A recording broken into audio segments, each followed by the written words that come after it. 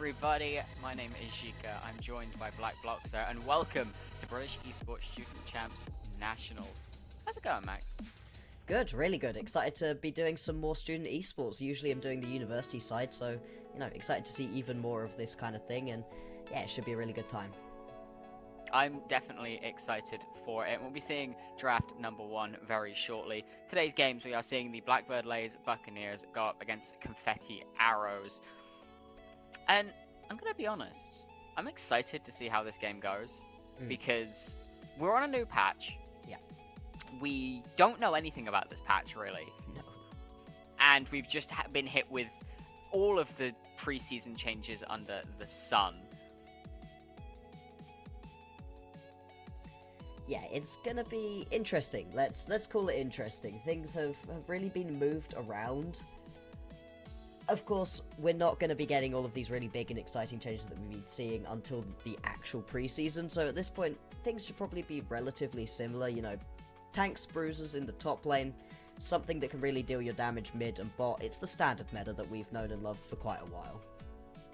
It is indeed. Now, we have also just had the Riot ID changes come through, so if you're seeing hashtags at the top of the champ select, that is why. Everybody's Riot ID is now their summoner name. So we start to make our way through the ban phase, and nothing really meta being taken away here, interestingly enough. No, the only thing that possibly could be counted as meta is that Caitlyn has been floating around recently. She's pretty strong with a couple of new builds. Lethality Caitlyn was insane for a little while, but yeah, both of these seem to be more pocket picks for people, and that definitely is a pocket pick. Riven is a pretty insane thing to first pick for yourself, but then again, if you think that you're a really good Riven player, we've seen plenty of players take over with that, so, I like it. It's a lot of confidence to pick it this early, with how many matchups make that champion cry in a corner. You rely so heavily on things like animation cancels to play the champion effectively. It shows confidence, and I don't know whether to be terrified or intrigued. I think intrigued. I think at this level, intrigued is definitely the way forwards, because you can have these little pocket picks and pull them out and really take over a game. Hecarim being locked in here, pretty standard jungler for what we're expecting. Set into Riven. I mean, you said there's a lot of matchups that can kind of make a Riven cry. This isn't really one of them. You're mainly worried about things that can stop dashes, the Urgots, the Poppies, that kind of thing. Set, yeah, he's not exactly that. I mean, you do have the Face Breaker to try and stop it to a degree, but you are relying quite heavily on Haymaker and Showstopper to really punish this Riven, so it's going to be interesting to see how the early lane goes. Briar and Nivea immediately then locked. Yeah, Briar has not been seeing any pro play. Obviously, we've kind of come out of the time when we would have seen that. Patches stopping for Worlds, so don't really know what the actual competitive meta is like for Briar. She's very individual focused, need to get ahead early, otherwise she can feel pretty bad, but in those early 1v1 skirmishes, she's incredibly strong. Hecarim, though, doesn't do too badly for himself in those 1v1s usually. I think he's going to lose this one up against the Briar, but you can sometimes gank more effectively as a Hecarim, especially once you get that level 6. You don't have a skill shot that you're relying on to be your main engage during a team fight. I would like to see some more engage, to build around that Briar, and Riven and Anivia, they're not exactly that. No, not necessarily, and I think another big problem about Briar is the nuance of how the taunt goes, right? This is one idea that's not really ever worked in the favor of this champion, because you can randomly latch to a minion or a monster or a different target. It's very hard to try and properly control. But this would be interesting. I mean, incredibly interesting. You've got a Lux already, could well be a Lux mid, of course, but if you are putting it in the support, you can get a lot of poke done. Lux Twitch would be pretty horrible to deal with, especially for something as short-ranged as Lucian. I'll have to see Which was if just that... slammed. Yes, was immediately locked in. You have to imagine. I mean, that's a really good bot lane combo. If it is Lux Twitch, then I don't love its chances. Being able to step up to the wave is going to be pretty difficult, but of course, Lux could still be mid into a Nivea range matchup.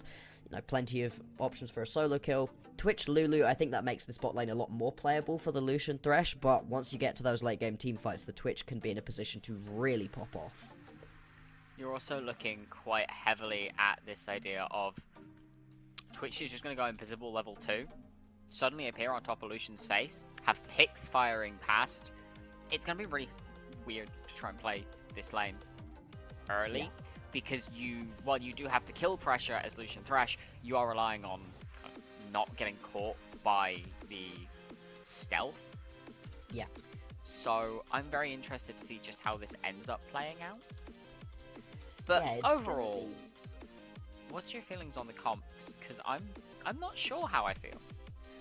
This is really not standard for what we are, usually expecting. We end up talking about a lot of League of Legends where you have very standard compositions. This is certainly not that. Riven into Set, Riven should still be favoured in that matchup.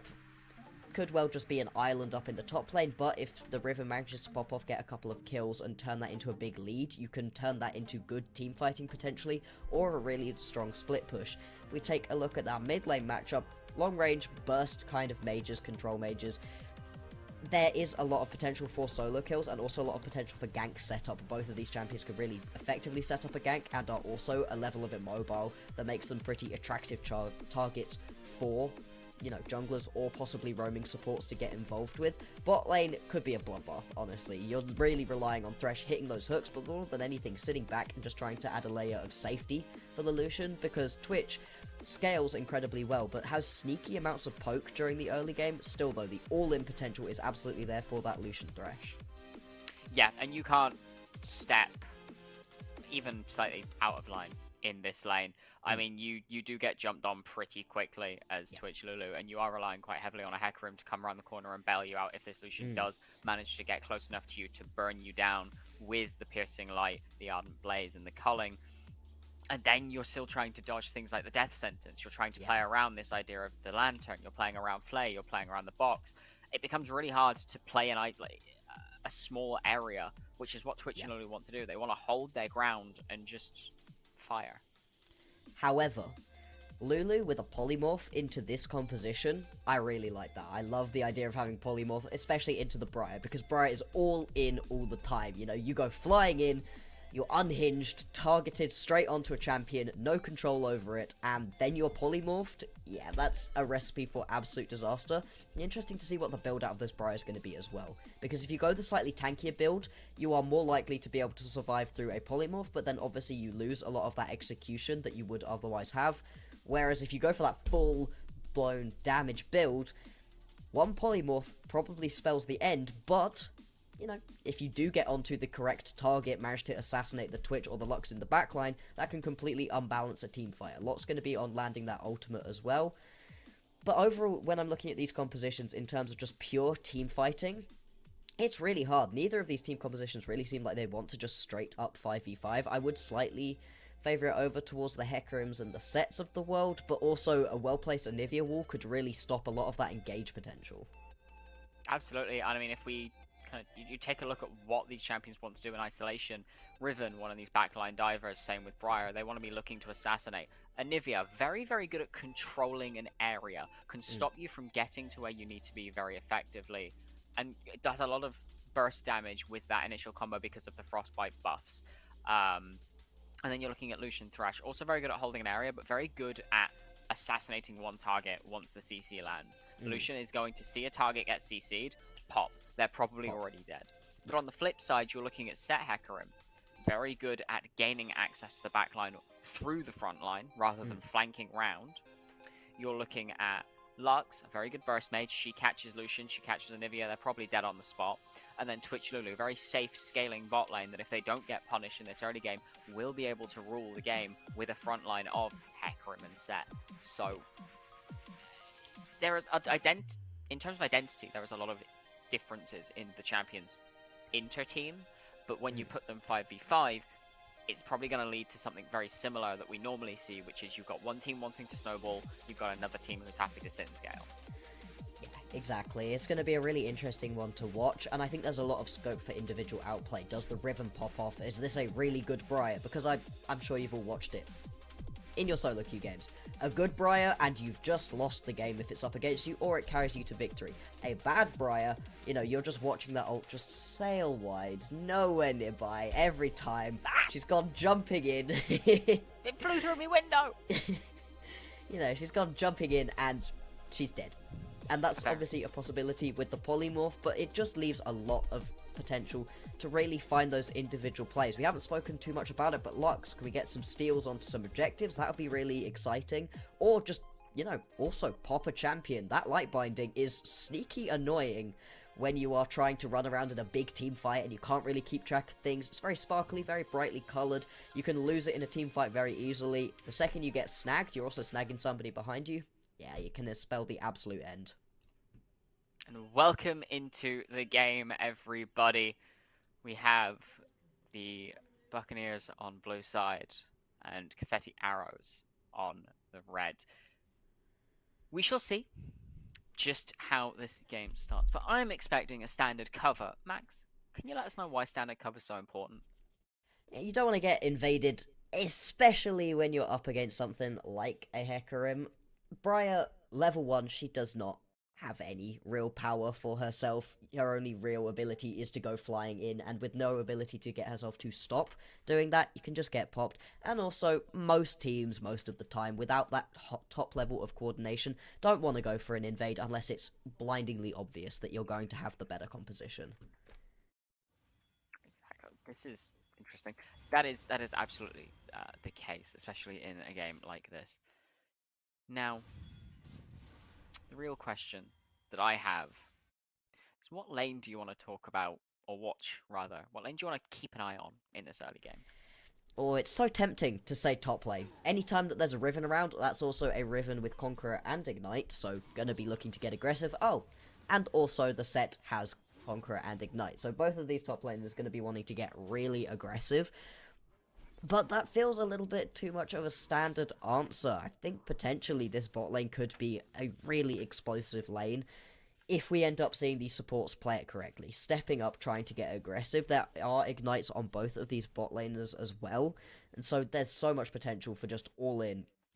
Full go in as the Lucian. You can 100 to 0 a Twitch or a Lulu pretty easily, but you just have to be careful. Play around that polymorph. Make sure you're watching those cooldowns. And as Mimic, you got to be hitting those hooks. That's an electrocute Lucian. That is an electrocute Lucian. That's interesting. It is indeed an electrocute Lucian.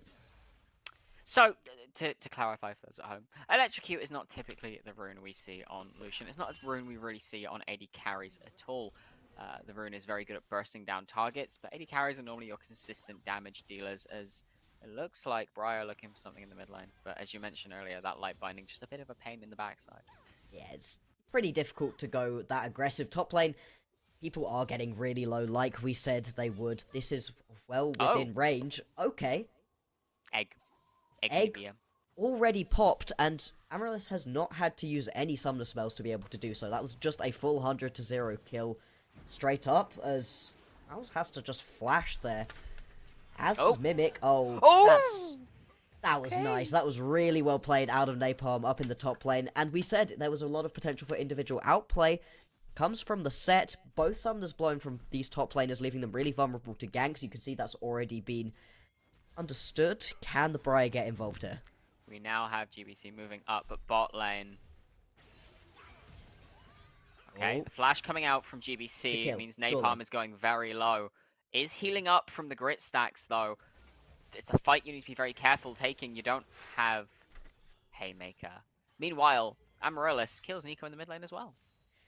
Yeah, it's an incredibly explosive early game. We can see kills in the top. Some of the spells were blown in the bot lane.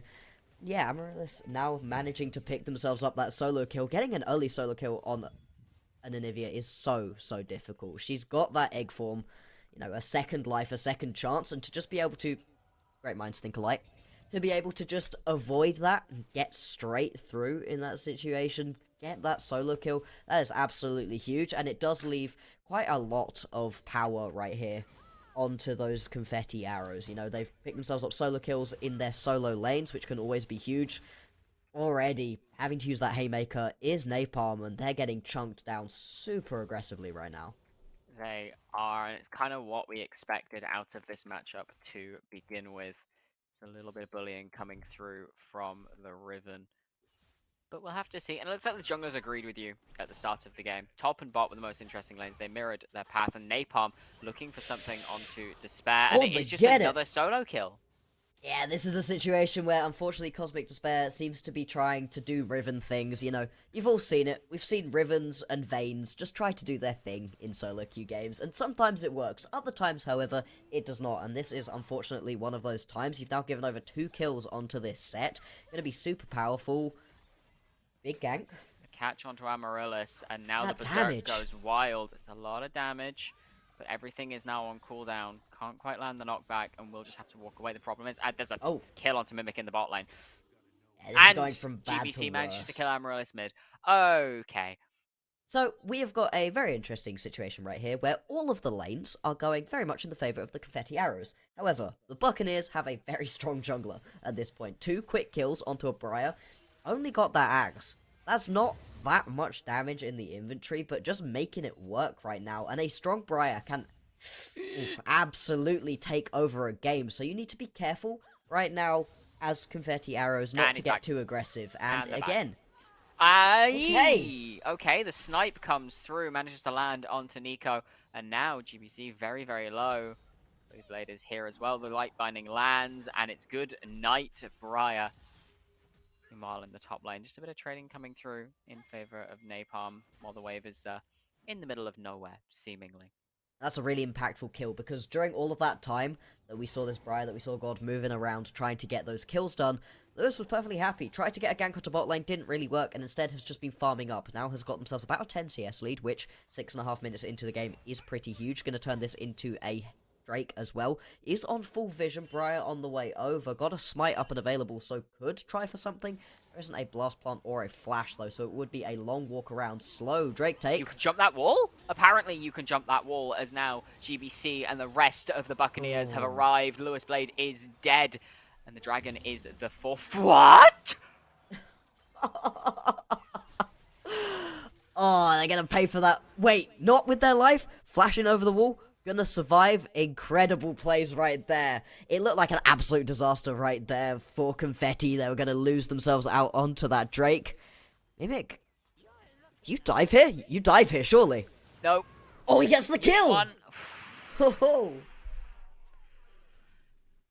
This game is nuts.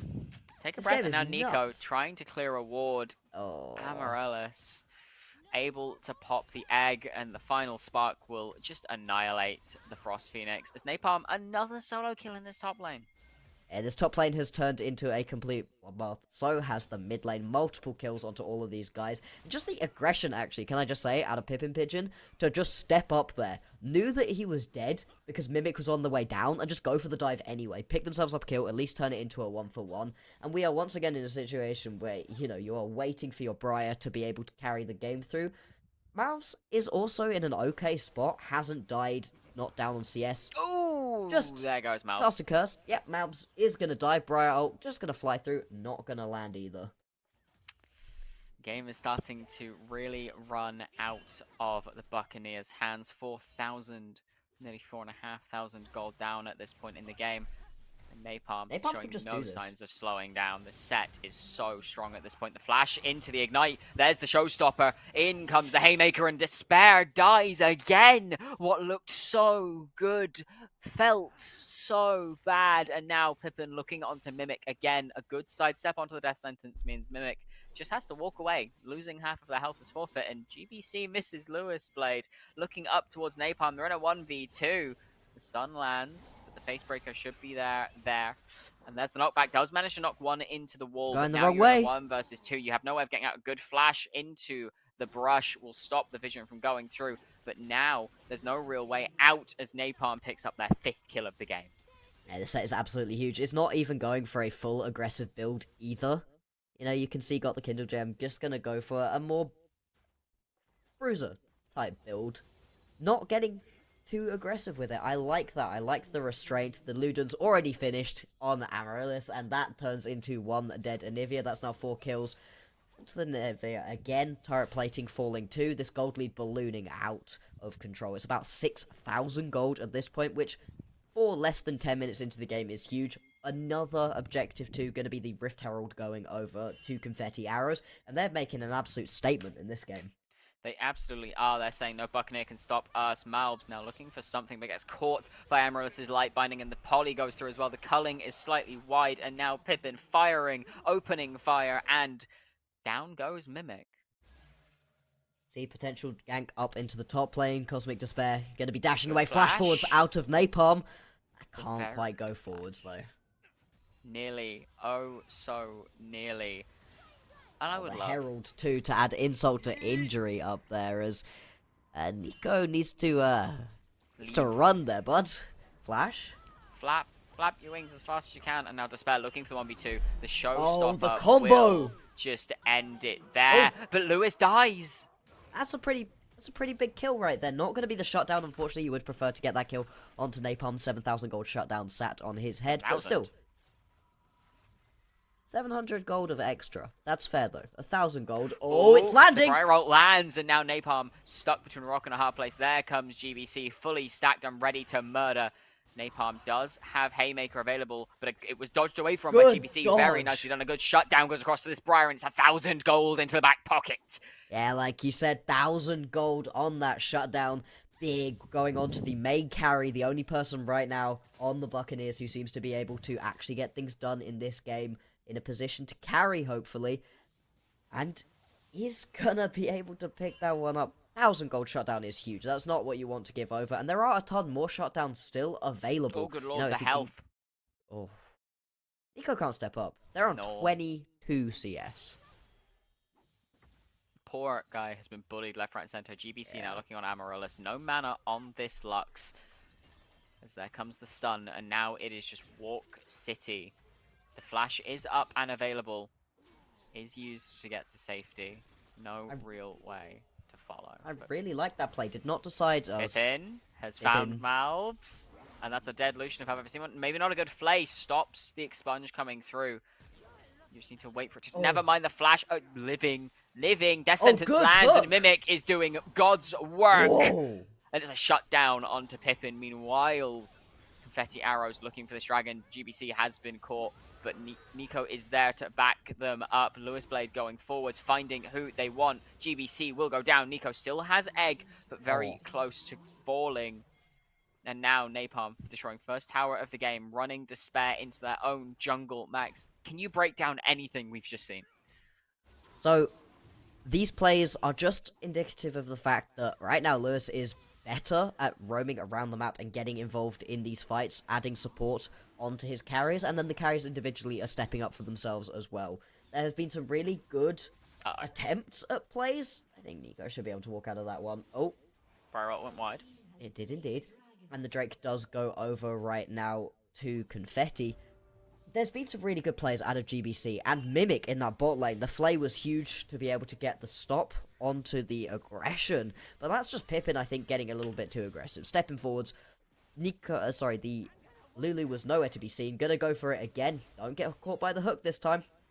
Malbs able to fire away. Mimic does have to flash away. Mid lane, Amaryllis a little bit low. But a good combo lands onto Despair, and they're dead. GBC now looking for Amaryllis. Might be able to find them, but the taunt forces them to switch targets, and Mimic falls in the bot lane as well. The light binding goes a little bit wide, but Napalm on a warpath towards the Briar here. Yeah, got that Gork Drinker completed. Just going to be so tanky, doing so much damage. Malbs is going to have to just run away. This turret bot lane is going to be so low. And I would like to say that we are pre-14 minutes still. That top lane turret fully went down. Nico, I don't know if he adds too much to this team fight right now, unfortunately. Napalm's going to have a huge haymaker. Boom goes one, and down goes the other in a 1v2. Napalm pulls the fight forwards. That haymaker was always going to be huge. I'm sorry.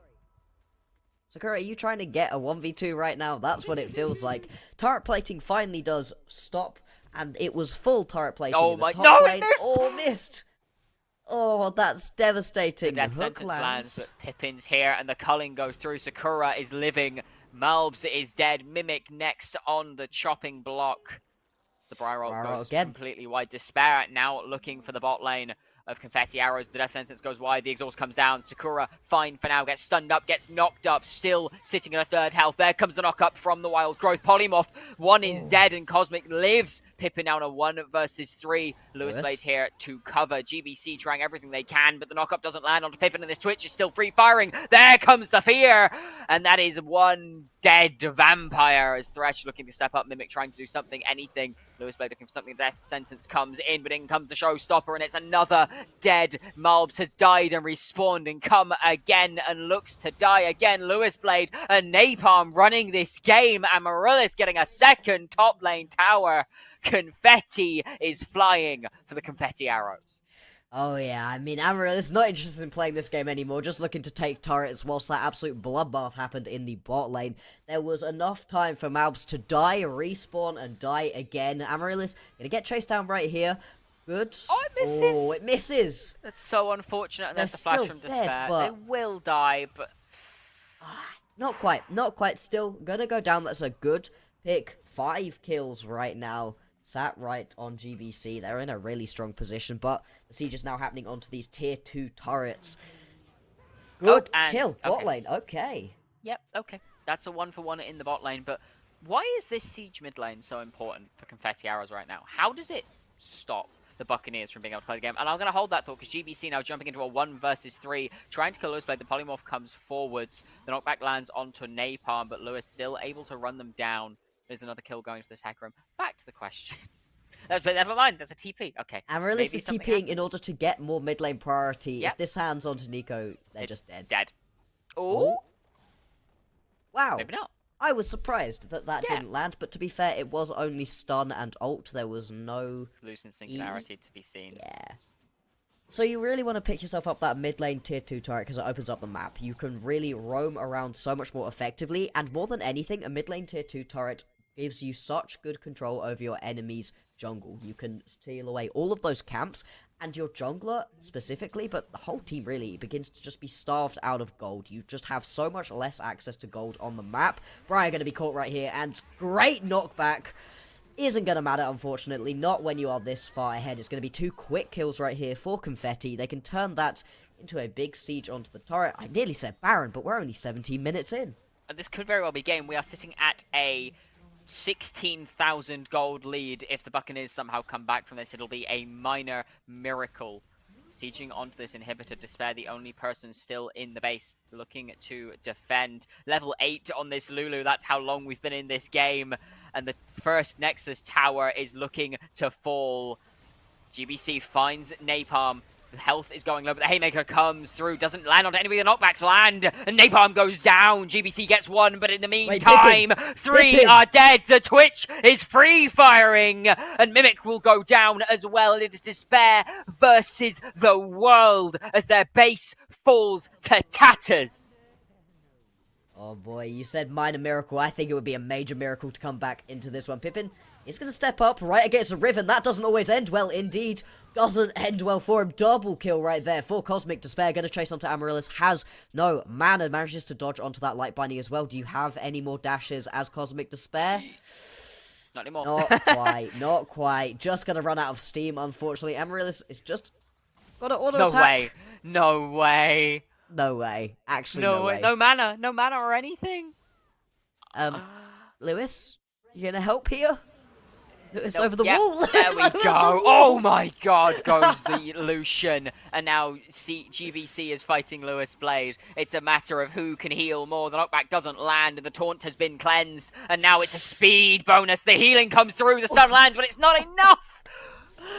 Oh, the healing on both of those champions is absolutely ridiculous. The fact that there is... Let me just check my facts here, but I'm pretty sure no anti-heal on anybody in this game is... interesting. I really like that, as this may well be the final push for Confetti. Mimic flays everybody away, but there is the first engage. The Wild Growth comes onto Lewis. Mimic can't quite find the death sentence. Malbs takes a haymaker to the face and down goes half the health. That's 2 low health carries left. As the Briar ult lands onto Napalm, but it's not enough, and Pippin has killed Nico already. GBC now right in the backline. It's a double kill for the Twitch. It's a double kill, and 3 are dead as Riven cosmic despair. And Malbs, the only people standing between this game. The Haymaker comes through, and down goes Despair's health bar. That's one dead. Malbs is the next to fall, and the Herald is killing the Nexus. And it's a dancing Shelly to end the game out as Confetti arrows dominate the Buccaneers in very swift fashion. Yeah, under 20 minutes game on that one, we're going to have a dancing Rift Herald. Not something that you see very often, especially in competitive play. Oh, that was fun. That was really fun. We said that there was potential for individual carry matchups. I will admit it, I hyped up the wrong side of this matchup. Riven should win out in that 1v1, but nah. It was really, really impressive play out of set, and they deserved it. Confetti deserved that win. It was a very nicely done win indeed, and honestly, I'm impressed. I was not expecting that game to go that well, that quickly. I thought we'd see, you know, a bit of a longer game, bit of a fist fight for a little bit longer, but the players played well, and we can, you know, I'll hold my hands up. They've proved me wrong. Well played to the Confetti Arrows. And also, well played to the Buccaneers. You get the feeling in this one that maybe there was a little bit of a gap in skill, which can happen in these college tournaments. I mean, I know in university esports, sometimes people just get demolished. And, you know, you're not recruiting the best of the best. It's whoever goes to your... end of that. It's just going to be whoever is part of your institution playing along. So congratulations to all of them for playing. And there were some really good performances. That Briar performance for the first competitive Briar that I've seen, that was fun. In a slightly more even game, that could well have been the difference maker. It absolutely could have. It was a very nicely opted to take fights. Sadly, everybody on the team just had a few too many kills, a little bit too fed. It was it could have been close. Yeah. Confetti managed to pull out a lot of leads from the early game though, and those leads are so important, especially in a game like this where you're already gonna outscale if you get to 35-40 minutes. If you can get these leads early game, you scale so much faster. It was very nicely done to be able to capitalize on what we saw. And let's just take a little quick look at the damage numbers. 22,000 damage coming out of that Twitch. That's insane, and that's what you get when actually Pippin was in 1v2s the whole time, basically. There was some really nice roaming out of Sakura, which I like. I like a roaming Lulu getting involved elsewhere, but usually when you see that, it's paired up with something like an Ezreal, maybe like a Twitch, to roam with it, but nah, that was not a roaming Twitch. That was a Twitch who just sat in the bot lane and dealt damage. Sakura MVP for stealing first Drake. Yeah, sorry, I forgot about that one. That steal was incredibly impressive. It turned what could have been a really good play for the Buccaneers into an absolute disaster. And they got out with their life as well, so it was actually, I think they ended up getting one kill in favor of the Dragon. And you take that early in as a team that's happy to sit and scale. Absolutely. So, that was a good game. I think I've learned a lot anyway. Don't give any of these champions leads, it's terrifying. However, that was the only game we had for you today, people. I'm sorry. We wanted to bring you more. We couldn't. Congratulations once again to the Confetti Arrows, and commiserations to the Blackbird Leys Buccaneers. And it was a good game. I hope everybody did enjoy and had some fun watching that one. I have been Chica. I have been joined by Black Bloxer. This has been the British Esports Student Champs Nationals. And we'll look to see you in the near future.